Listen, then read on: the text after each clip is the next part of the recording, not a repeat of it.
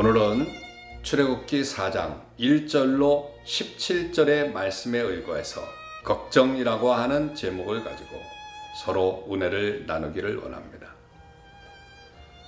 저와 여러분은 어려운 일을 당하면 어떻게 반응하십니까?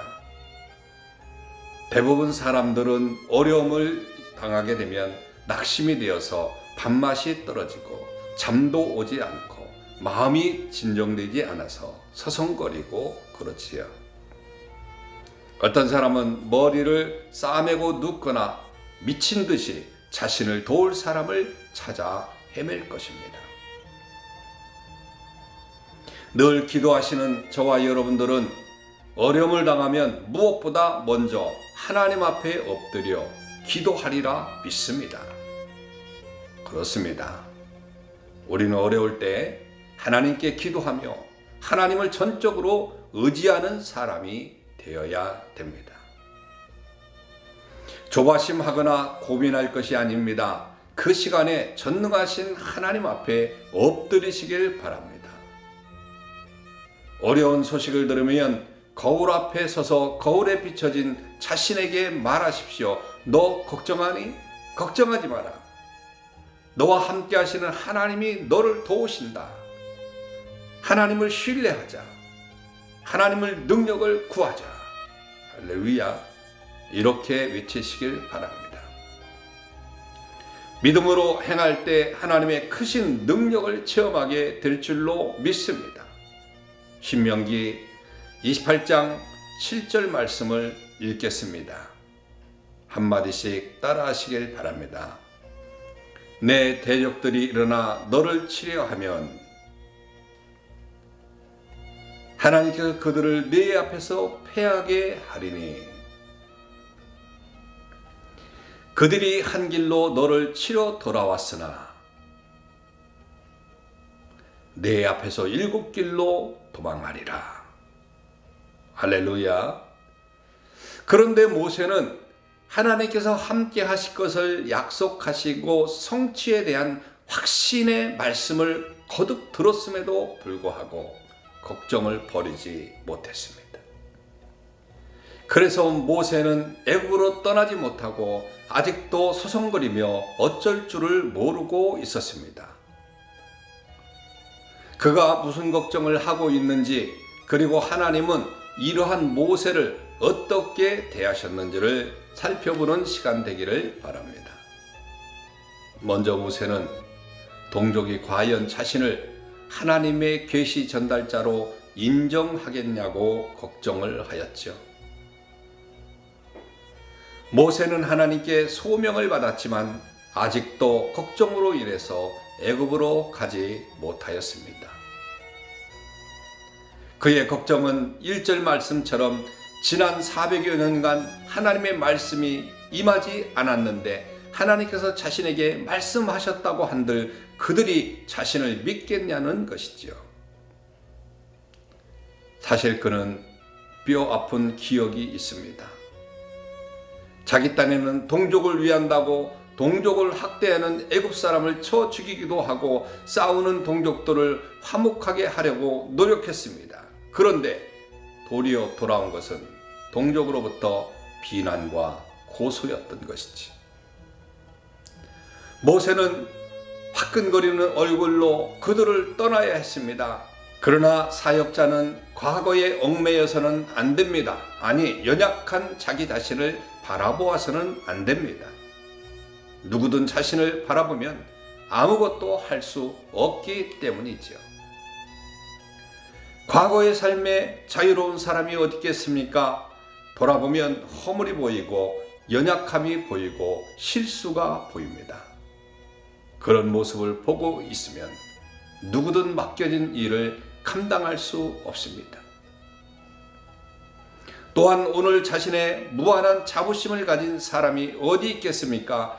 극히 교만하여 진정한 자기 모습을 발견하지 못하고 적은 능력을 자랑하는 사람이 아니고야 하나님 앞에서, 사역 앞에서 자신만만한 사람이 어디 있겠습니까?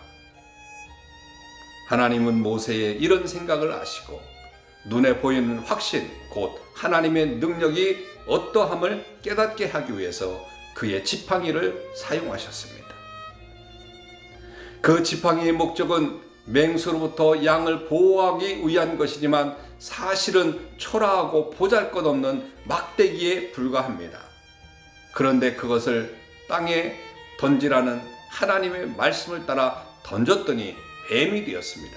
그리고 꼬리를 잡으라고 말씀하셔서 잡았더니 그 손에 지팡이가 되었습니다. 모세는 이로써 백성들 앞에서 자신이 하나님의 보내심을 받은 사람임을 증거할 수 있게 되었습니다. 또한 하나님의 말씀에 순종하면 뱀 같은 원수도 능히 이길 수 있음을 깨닫게 되었습니다.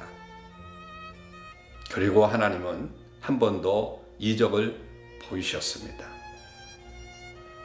손을 품에 넣으라고 해서 넣었더니 나병이 발하였고, 다시 손을 품에 넣으라고 해서 넣었더니 원상태로 회복되었습니다.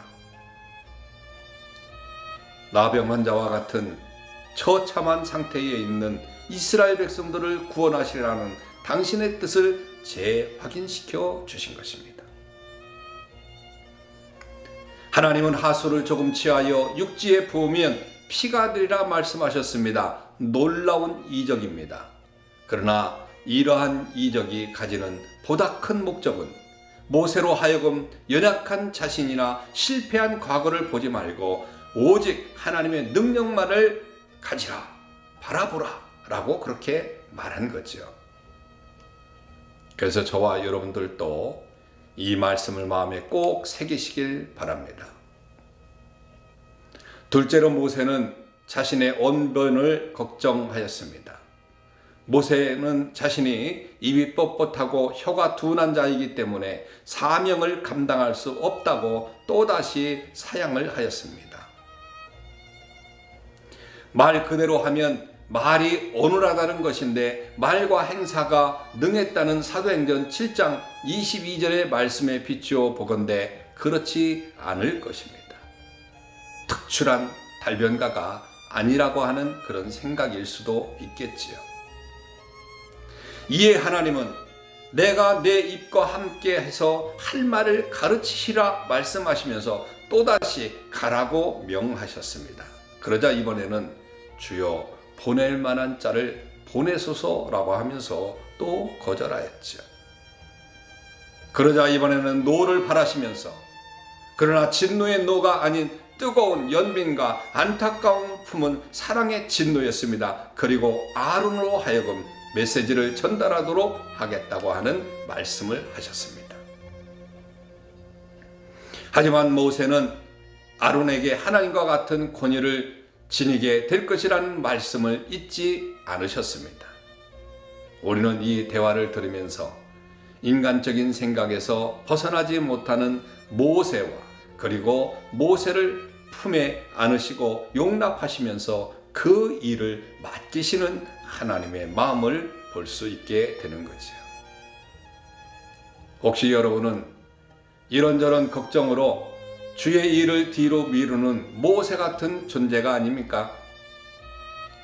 물론 하나님께서 다 헤아리시고 품어주시고 일을 할 수 있도록 도우시겠지만 하나님의 뜻을 따라 진취적으로 사역하면 주께서 더욱 기뻐하시게 되실 것입니다. 모든 걱정을 하나님께 맡길 줄 아는 믿음의 사람들이 되시기를 주님의 이름으로 축원합니다. 오늘 이 아침에 기도할 것은 모든 근심 걱정 그걸 하나님께 다 맡기고 주의 사역을 감당한다고 하는 그런 기도를 하시길 바랍니다. 그러면 하나님께서 도우시고 은혜를 내려 주실 줄로 믿습니다. 샬롬.